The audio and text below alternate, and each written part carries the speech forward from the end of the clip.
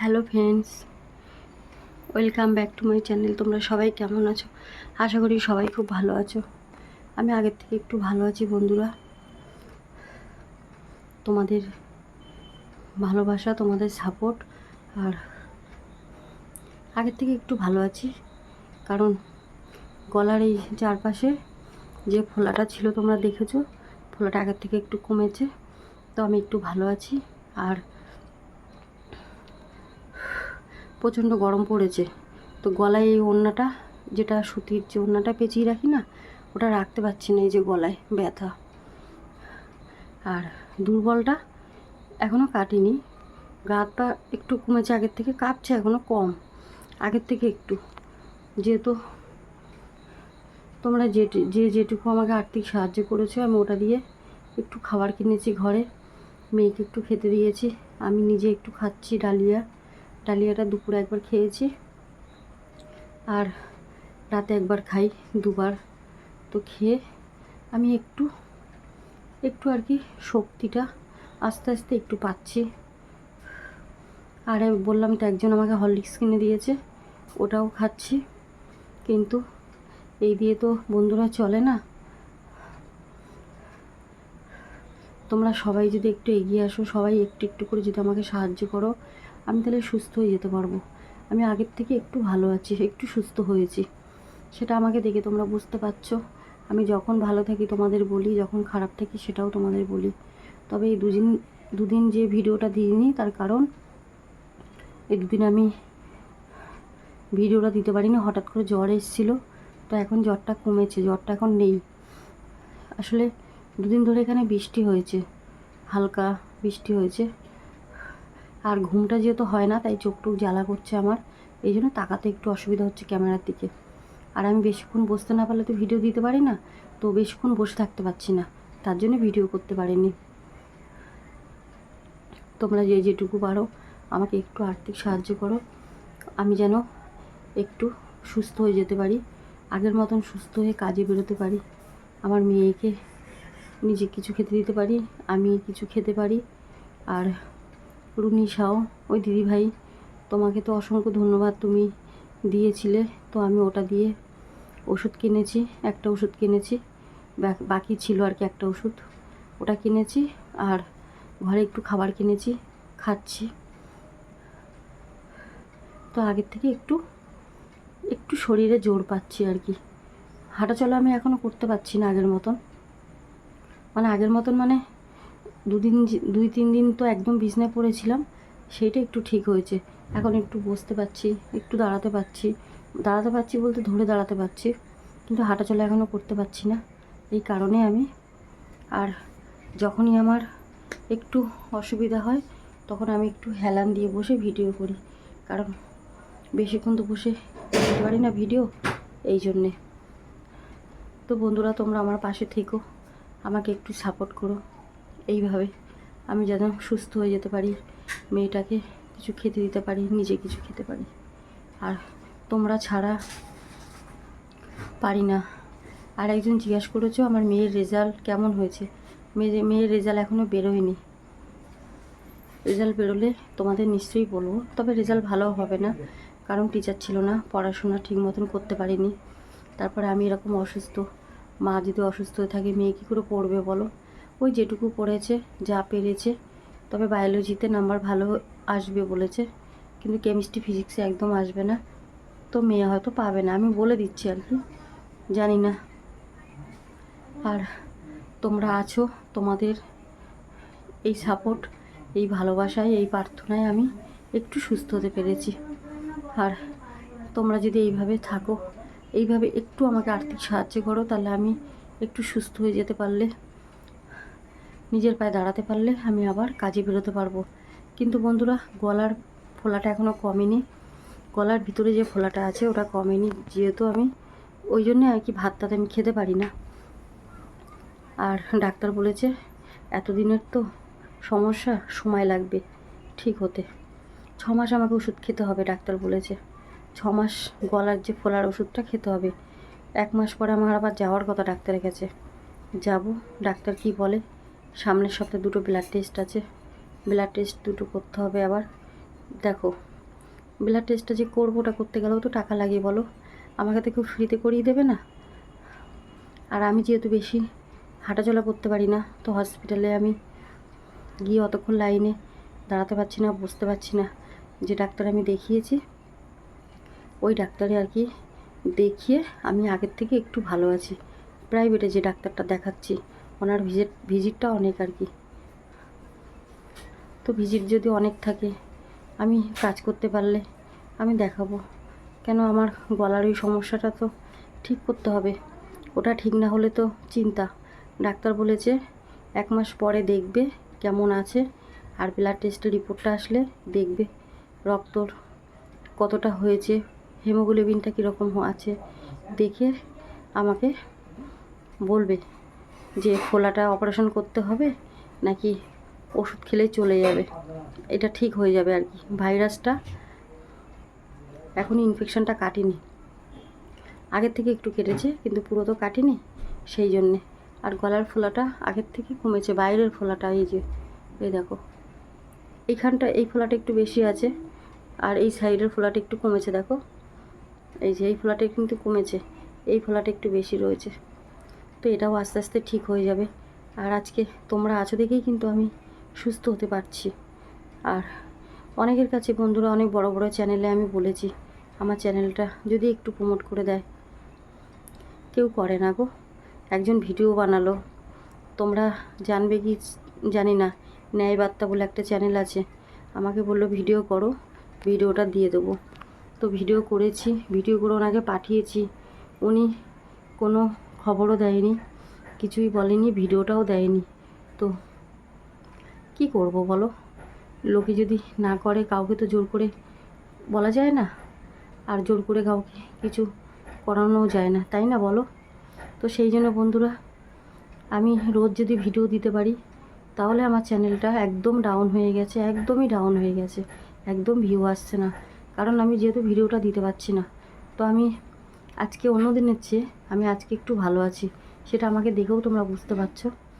আর ফোলাটাও যেহেতু একটু বাইরের ফোলাটা কমেছে, ব্যথা যন্ত্রণা ওটা কমেছে, দুর্বলটা একটু একটু করে আগের থেকে একটু ভালো আছি।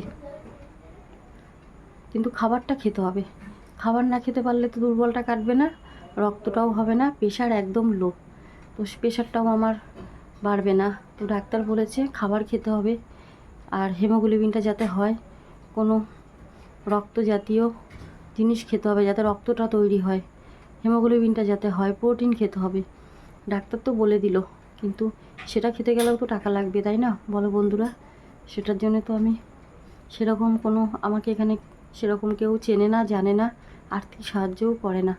তো যে আমাকে করে আমি সেটাই বললাম, ওই দিদিভাইটা করেছে দেখে আমি ওটা দিয়েই খাবার কিনেছি, খেতে পারছি, একমাত্র ওই দিদিভাইটার জন্যেই।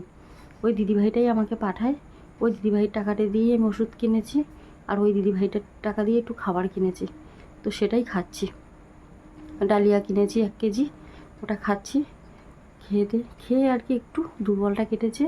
গলায় গ্লাসে করে নিয়ে, এই দেখো আমি দেখাচ্ছি, দাঁড়াও, গ্লাসে করে নিয়ে এই যে এইভাবে হা করে তবে আস্তে আস্তে ঢেলে দিই, কেন গলার এই যে এই জায়গাটা পুরো জয়েন্ট হয়ে গেছে, ওখানটা দিয়ে না এই দেখো খাবারটা নামে না, এই এখানে এই ফোলাটা এখনও কমেনি তো, আর ওই ভিতরের যে ফোলাটা সেটা একদম কমেনি।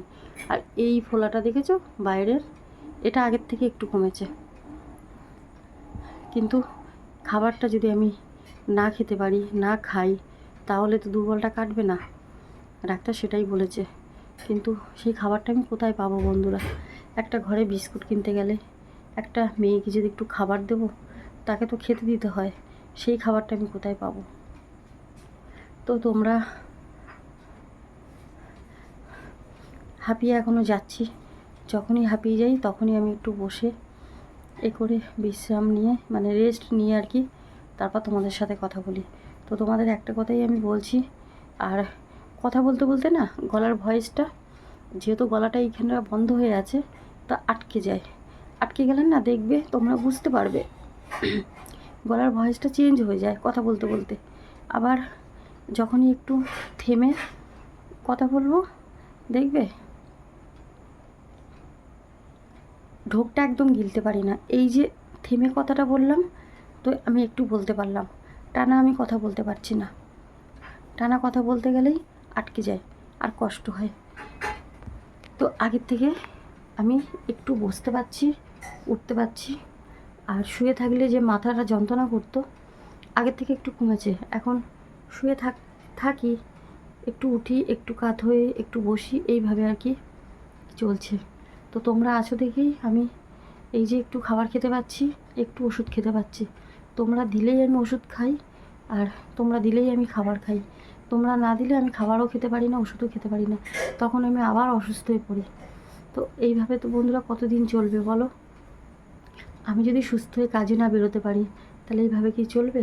এতদিন আমি ভালোই ছিলাম, আমার সংসারও ভালো করে আমি চালিয়েছি, আমার মেয়েকে একটু একটু করে জমিয়ে পড়াশোনা করিয়েছি, মেয়েকে বড় করেছি। এত বছর আমি কষ্ট করে লড়াই করে যাচ্ছি শুধু একা।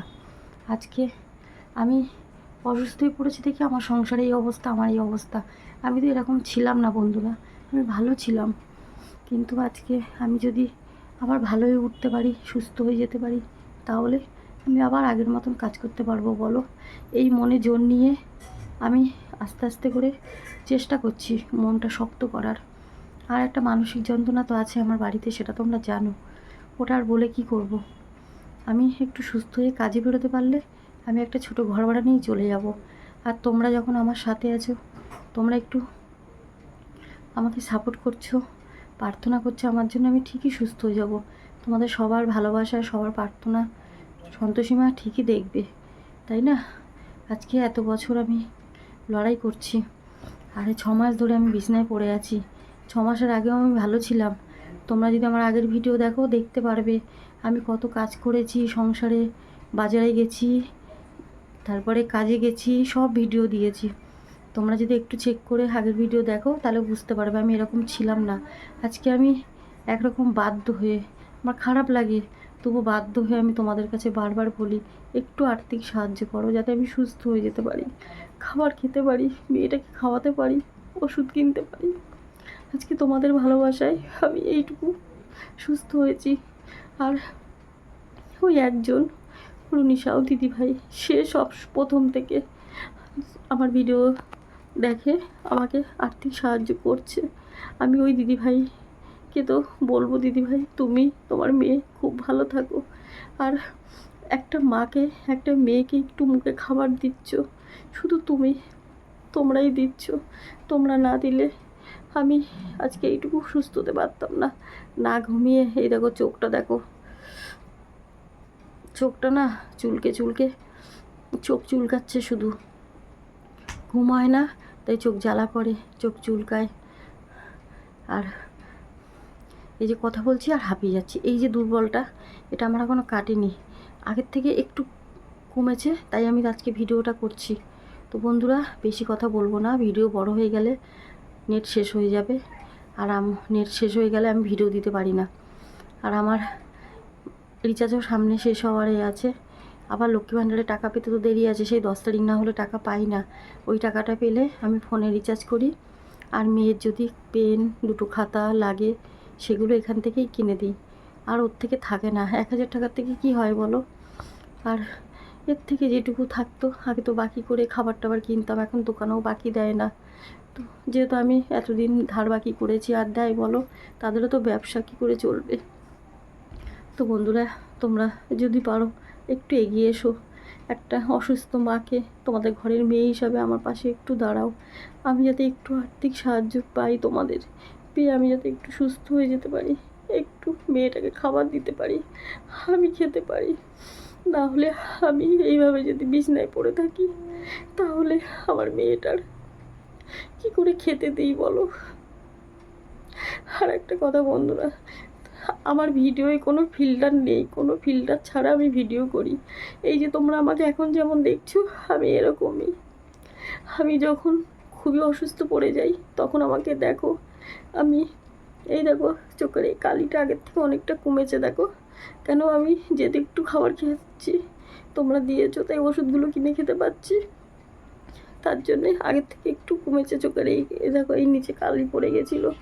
তো আমি সুস্থ হয়ে গেলে তো কাজে বেরোতে পারবো। তো তোমরা আমাকে একটু সাহায্য করো, আমি যেন আর্থিক সাহায্যটা পাই তোমাদের থেকে। যেটুকু পারো আমাকে একটু আর্থিক সাহায্য করো, আমি যেন সুস্থ হয়ে যেতে পারি আমার মেয়েটাকে নিয়ে, আমি আগের মতন কাজ করতে পারি। আর কাজে বেরিয়ে আমি সবার আগে এখান দিয়ে চলে যাব, কারণ আমি এখানে আর পারছি না। একটা মানসিক যন্ত্রণায় আর থাকতে পারছি না। দিনের পর দিন অত্যাচার সহ্য করে আজকে আমি বিছনায় পড়ে আছি, আমি কিচ্ছু বলতে পারি না। তো যাই হোক বন্ধুরা, অনেক কথা বললাম। তোমরা আমাকে একটা করে কমেন্ট করো, একটা করে লাইক করো, আর ভিডিওটা যদি বেশি বেশি করে শেয়ার করো, তাহলে সবাই জানবে, চিনবে আমাকে, একটু এগিয়ে আসবে সবাই, তাতে আমি একটু সুস্থ হতে পারবো। কেউ তো একটা ভিডিও একটু প্রমোট করলো না, এত তো বললাম। তো তোমরা যদি পারো একটু আমাকে ভিডিওগুলো শেয়ার করে দিও, যাতে সবাই জানে আর একটু এগিয়ে আসে আর্থিক সাহায্যের জন্যে।